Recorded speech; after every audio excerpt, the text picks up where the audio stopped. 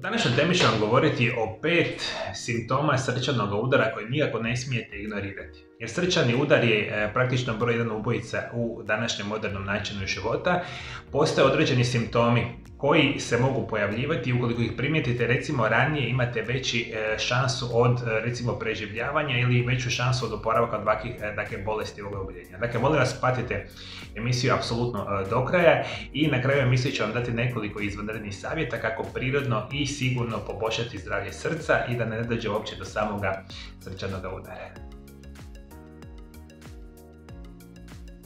Današnji moderan način života je jednostavno napravio da izuzetno veliki broj osoba doživljava srčani udar.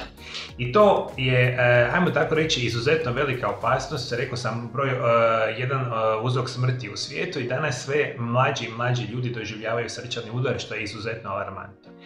Da li ćete dobiti moždani udar, ovisi o vašem načinu života. U velikom broju slučajeva biti će loša prehrana dugi vremenski period, prekomjerna tjelesna težina, recimo dijabetes, visoki krvni tlak, čak i genetska predispozicija i puno toga, recimo sjedilački način života može potencirati da osoba dobije srčani udar. Kada razmišljamo o srčanom udaru, on nastaje kada nema dovoljno protoka krvi u područje srčanog mišića, što ozljeđuje tu regiju i potencijalno uzrokuje njegovo odumiranje, ako se opskrba krvlju ne obnovi. Srčani udar se događa kada je protok krvi u srcu blokiran ili odsječen. Ako nema dovoljno krvi bogate kisikom koja teče u srce, to može uzrokovati oštećenje zahvaćenog područja i kao rezultat toga srčani mišić počinje dagano odumirati. I ono što se zapravo događa, što je recimo interesantno za reći. Vi nećete vjerovati da su čak žene u većem opasnosti od nastanka srčanog udara od samih muškaraca, što vjerojatno bi bilo malo pogrešno za razmišljanje onako logičnog tipa. Puno puta kada vam neko spominje srčani udar, sjetite se nekakvog muškarca koji se drži recimo za prsa. Međutim, još u većem su opasnosti žene, ali i muškarci i žene specijalno iznad 45, 50, 60 godina pa nadalje. I ono prvu situaciju o čemu morate voditi računa. Jedan opasni simptom koji nikako ne smijete ignorirati biti će neugodan pritisak, stiskanje, punoća ili bol u prsima. Ponekad pacijenti opisuju kao da imaju enorman teret na samim prsima. Ajde da vam sada ovako nešto jednostavnije objasnim. Vi kada osobe doživljavaju srčani udar, prije svega imaju enormnu osjećaj težine na samim prsima. Imate osjećaj kada vam neko stavio uteg od 1000 kg na prsa, ne možete disati, imate enormnu količinu nelagode, u samome prsnome košu, kao da vam je slon recimo sjeo na prsište. Kada je ova situacija opasna, ja uvijek kada objašnjavam mojim pacijentima ovako.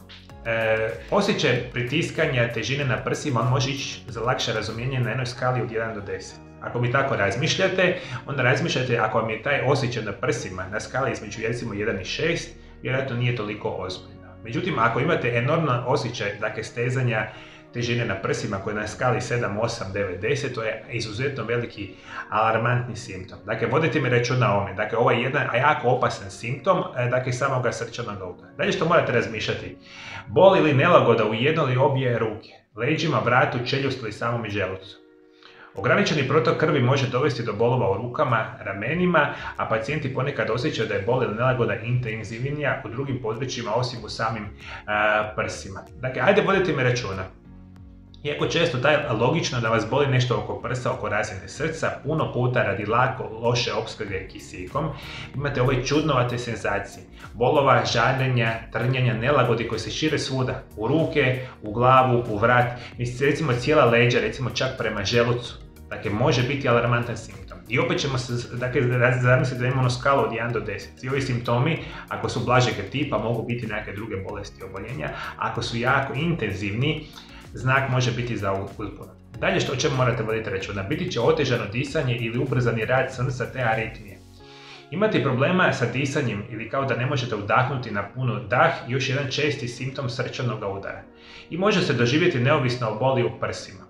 Ova vrsta simptoma obično je malo češća kod žena nego kod muškaraca, a to možete osjećati kao da vam srce kuca ili preskače ritam i kad ne radite ništa fizički naporno. Za lakše razumijevanje, vama srce jednostavno ne radi kako treba, ne pumpa, čak bi rekao preskače u određenim vrstama segmenata, a vi možete recimo jednostavno sjediti, ne raditi ništa, a osjećate se kao da radite enormno teže fizičke napore. Dakle, vaše tijelo se iscrpljuje, imate značajnu količinu otežanog disanja, imate ubrzani rad srca, preskače srce i sve to može biti opet alarmantno i malo ozbiljnijim situacijama. Dakle, to je treća simptom o kojem morate voditi računa. Dalje o čemu morate voditi računa biti će osjećaj kao da odjednom imate gripu, ili kao da vam je najgora gripa u životu. Još jedan je simptoma srčanog udara. Može vam biti toliko mučno da povraćate ili se osjećate toliko ošamoćeno i vrtoglavicu imate da se onesvijestite. Možemo reći da uz ovakvu vrstu simptoma, imate osjećaj obljeva vas hladni znoj, imate dojam kao da imate iznimno visoku temperaturu. Osjećate se jako lošo, kao da imate jako tešku gripu, prehladu, virozu, a vi zapravo po tome niste.